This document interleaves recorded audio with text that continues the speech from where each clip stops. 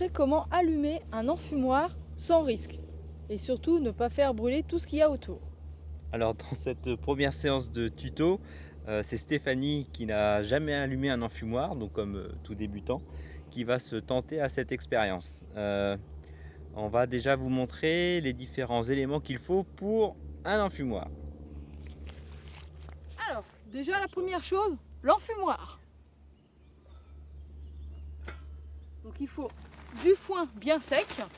Donc nous on l'a ramassé devant chez nous. Une boîte d'allumettes. Et j'ai un trou.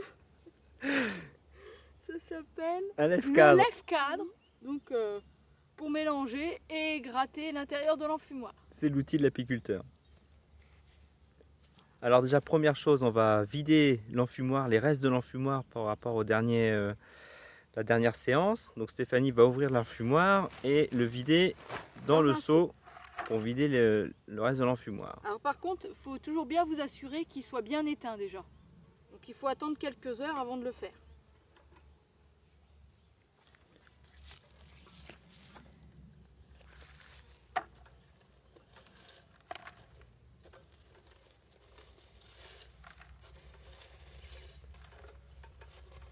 Vas-y, prends le...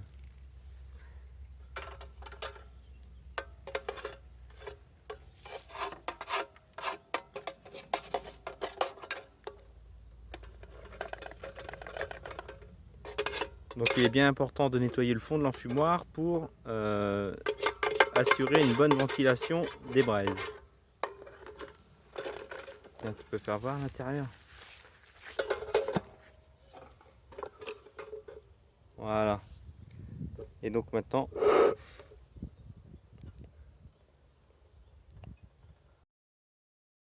on voit que l'air est soufflé par cet endroit-là qui vient attiser l'entrée de l'enfumoir ici. Et donc le tout est maintenant d'alimenter l'enfumoir en combustible et d'allumer tout ça. Alors pour faire ceci, Stéphanie, on va mettre un petit peu de foin dans le fond de l'enfumoir. Voilà, une petite poignée, pas trop tassée. On fait juste un nid au fond de l'enfumoir pour réaliser le nid de braise. Donc on allume ce foin.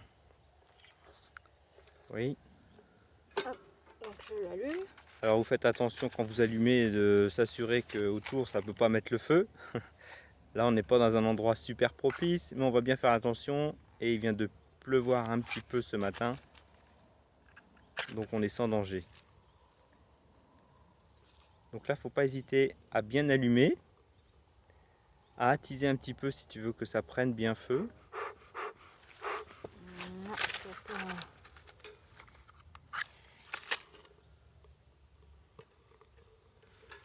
Ouais, tu fais des petits soufflets doucement.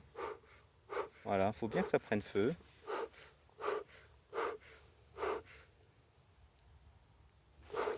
Donc, tu peux commencer à prendre une poignée. De foin, je remets Voilà, dessus. une petite poignée. Là, doucement, et tu le mets dedans. Sans trop l'éteindre, faut pas trop enfoncer. Tu ressouffles encore. Voilà.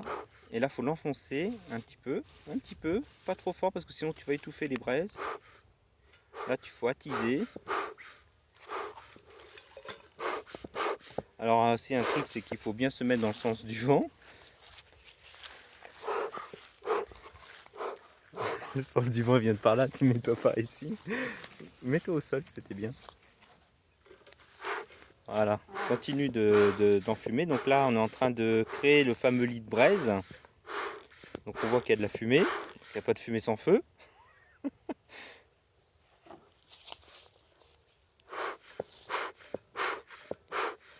Voilà. Attise encore. Attise. Continue. Là, on va essayer d'attiser jusqu'à temps d'avoir un... On entend le foin qui crépite, donc c'est bon signe, c'est en train de bien s'allumer.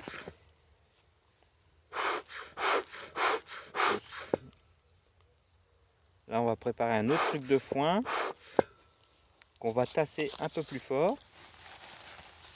Donc on va bien l'enrouler dans ses mains, bien la compresser entre ses mains, voilà, pour commencer à faire une boule. Et là on va commencer à tasser tout en attisant.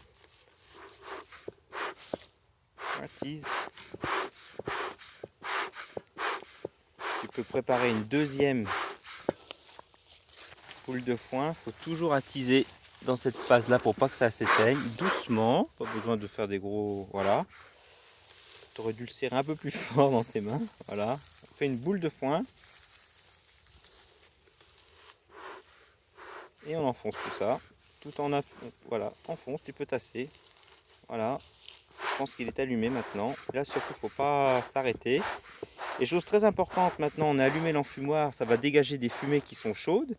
Il va falloir ramasser de l'herbe verte pour faire un bouchon d'herbe verte et ainsi générer de la fumée froide pour nos abeilles pour ne pas les brûler. Là, tu peux en ramasser à côté là. De la luzerne? Ouais. Donc on ramasse ce qu'on trouve à proximité.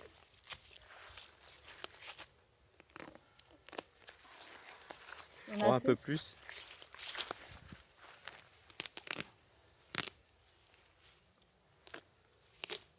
Voilà. Donc là on réattise un petit peu le feu pour pas qu'il s'éteigne. Voilà, on voit que notre enfumoir est pris là.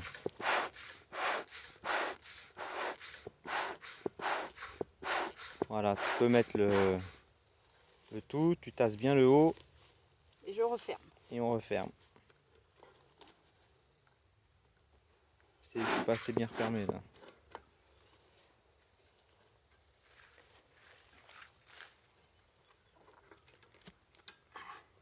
Là, c'est bon. Voilà, on peut ratiser. On a encore une fumée qui est pas très blanche. Et elle est en train de devenir de plus en plus blanche. Doucement, pas besoin de faire des gros coups. Voilà. Et là, on voit, voilà, notre enfumoir est allumé. On a une belle fumée, bien généreuse. On peut mettre la main devant. Elle brûle pas la main. Donc on a toutes les conditions requises pour faire une intervention sur nos ruches. Alors Stéphanie, vos réactions après cet allumage du premier enfumoir de votre vie? Parfait, je me suis bien débrouillée. Je suis contente allons de vous moi. parler un petit peu de l'enfumoir. Donc quelques petites choses à savoir. Alors, première règle pour l'enfumoir. Des choses qu'on n'a pas forcément dites dans le petit tuto de présentation de l'allumage. Faut pas utiliser n'importe quoi comme combustible. Notamment pour l'allumer, on va bannir les cubes feu ou liquides à base de pétrole, enfin quoi que ce soit. Il faut essayer d'être le plus naturel possible avec, comme on l'a vu, du foin, une bonne petite allumette et puis ça le fait bien. Voilà. Voilà. Une autre petite chose aussi, oui. On peut rajouter des granulés aussi pour l'allumer. Voilà. Des granulés de luzerne par exemple, ça entretient la combustion pour avoir des combustions lentes et puis avoir une durée d'enfumoir un peu plus longue. Voilà, et aussi pour éviter d'avoir cette odeur désagréable de fumée, vous pouvez rajouter des plantes séchées type fleur de lavande. Donc ça parfumera votre enfumoir. Voilà, alors pour l'enfumoir, bien sûr son rôle premier c'est de déclencher un signal un petit peu d'alerte chez l'abeille, donc elle va se gaver de miel, donc c'est pour ça que du coup elle se trouve un petit peu plus calme. Elle va essayer de se réfugier dans les cellules et de pomper le nectar qui se trouve soit dans la hausse, soit dans la ruche. Et aussi on pense, je crois que c'est scientifique qui pense ça, ça doit brouiller un peu les signaux olfactifs des abeilles, qui parlent un peu par les phéromones et tout ça. Enfin, ceux du net, voilà, si vous avez des compléments d'informations sur l'enfumoir, sur son rôle, voilà, n'hésitez pas à lâcher des petits commentaires, on appréciera et on les relaiera. Voilà, donc au niveau des enfumoirs, vous avez plusieurs types. Donc il y a notamment des modèles électriques, plus ou moins grands, en différentes tailles, différents volumes. Mais pour commencer, l'enfumoir premier prix est largement suffisant. Ça vous suffira très bien pour débuter. Voilà, et il ne faut pas oublier que l'enfumoir, c'est le premier outil de l'apiculteur. Voilà.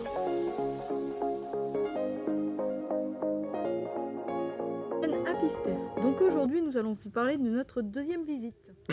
Vas-y. La deuxième visite. Alors, pour cette deuxième visite, eh ben, on a une bonne et une mauvaise nouvelle. Alors, on commence par quoi? La bonne. La bonne nouvelle, c'est qu'on a changé de caméra. On filme avec un smartphone, donc normalement, le son devrait être meilleur. Voilà. Et la mauvaise, eh ben, c'est que notre visite de rucher a été perdue avec la caméra Géonaut par faute de pile. Donc du coup, ça nous a orienté vers le smartphone. Voilà. Alors, on va quand même parler un petit peu de ce qui s'est passé durant cette visite, hein, même si on le fait en... La deuxième visite consistait à faire une partition. Donc, c'est-à-dire à recentrer... je sais plus. Eh bien, on a recentré en fait les seins... Mais regarde la caméra. On a recentré les seins sur la partie gauche de la ruche. En fait, j'avais des petits remords puisque, voilà, suite à la vision des vidéos de Goadi, voilà, sincèrement, super boulot qu'il nous fait, Goadi, à faire ces petites vidéos. Voilà, il y avait un certain Monsieur Patate. Et chez nous, Monsieur Patate, il était un peu à l'air libre, enfin, si je peux dire. Donc en fait, avec ces petits remords, on a décidé de décaler les seins complètement sur la gauche. Comme nos ruches sont orientées plein sud, elles avaient une meilleure exposition au soleil. Donc on a décalé tous nos cadres dans le même ordre où ils étaient placés. On a enlevé ceux qui étaient uniquement en cire gaufrée, même pas étirés. On a enlevé ces cadres-là et on a recentré les seins sur la gauche et on a placé une partition sur la droite. Et donc, le but? Eh ben, c'est que les seins se sentent mieux. D'accord.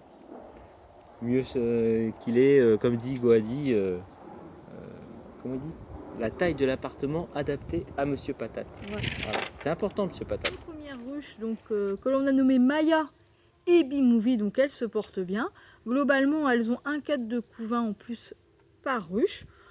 Ça tourne bien autour. On a vu qu'il y avait un petit peu de pollen, mais il y a du nectar. Donc là, tout va bien pour ces deux-là. Mais par contre, Thierry... Et oui, on a une mauvaise surprise sur la troisième ruche B-Movie. Non, Buzz Bee, pardon. J'ai ouvert les cadres un par un. Les premiers, j'étais à la recherche des œufs. Et le premier pas d'œuf, le deuxième pas d'œuf. Et où j'ai commencé à être inquiet, c'est que sur la troisième, j'ai vu une grosse cellule royale. Ça ressemblait à une super cédure. Bon. Le cadre suivant était à nouveau avec un peu de couvain operculé, mais toujours pas d'œuf. Et sur la troisième, du couvain, des larves un petit peu, et surtout 3-4 cellules de sauveté. Donc là, j'en ai déduit que j'avais dû tuer la reine la dernière fois. Voilà. Donc voilà. Donc celle-ci, on va la laisser tranquille pour les 3 prochaines semaines. Voilà, si on regarde bien le cycle de la reine, le temps qu'elle éclot, les cellules étaient fermées, donc ça va pas tarder à éclore. Donc on y reviendra sur celle-ci que début août, voilà. Globalement. Oui, un petit peu avant, fin juillet, on va leur laisser 15 jours, 3 semaines.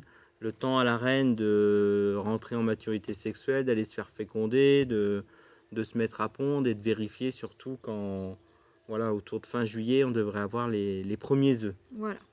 Et si jamais on n'a pas les premiers œufs, eh ben on essaiera de réclamer une reine par Mons et par Vaux. Ouais. On fera un appel à la population.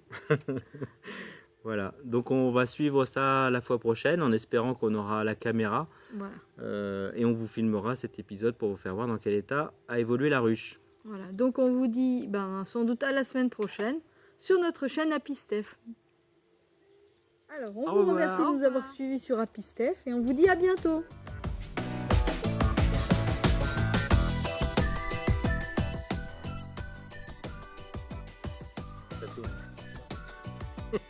Ça peut commencer.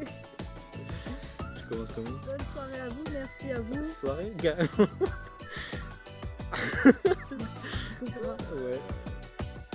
On va couper. Parce que là... Moi je suis pas au point là. Tu couperas après, c'est pas grave, on va continuer. Parti mon kiki.